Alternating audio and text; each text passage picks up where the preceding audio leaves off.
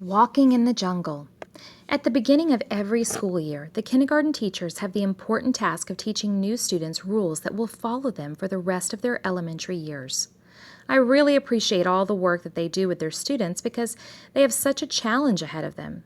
Students have to learn how to behave inside and outside the classroom. One important task kindergarten students must learn is walking down the hall quietly so the other classes will not be disturbed. Mrs. Hunter witnessed that her new students struggle with this every year and thought of a plan to help them. Following Mrs. Hunter's idea, the teachers decorated the hall with trees as big as the ones seen in a jungle, made completely out of paper. Many of the teachers got really excited and added paper fruit to hang from the trees.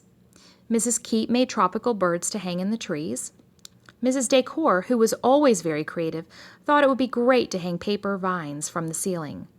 The teachers were so eager about the decorations that they insisted I come and participate with the students. The next day, the teachers gathered the students into the hall and explained that our hallways are like the jungle. If they were quiet, the wild animals would not be able to find them. The students took this very seriously, especially Timmy Torpedo. Timmy did not like anything that could move faster than he could, and he was very fast. In preschool, Timmy was fast at finishing his work and eating his food. In fact, it only took Timmy to run from one end of the playground to the next, which he did every day as soon as he got outside. Mrs. Hunter was so sure the students would follow the rules that she planned a surprise for them at the end of their expedition down the hallway.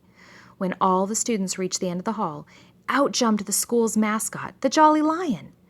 While the other students celebrated with cheer and laughter, Timmy Torpedo took off running the other way. Timmy zipped past me as I yelled, "Catch that boy!" Timmy would have made it out the main entrance had the floors not been waxed the day before. Timmy slipped and slid right to the door. Mrs. Bureau, the lady who worked in the office, heard the commotion and ran out to catch Timmy before he started running again. Mrs. Hunter apologized for scaring Timmy and vowed not to let the lion out of the cage again. Even with all the excitement, all the teachers were still happy because the students had a great time and were always quiet in the hallway from that day on. Inference lessons. When you inference, you use what you know from life and what you learn from the book to make a guess about what will happen next.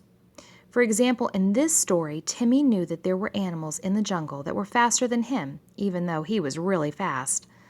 Timmy saw all the decorations in the hallway that looked like a jungle, and when the school mascot, a lion, stepped out to surprise the students, Timmy thought it was real.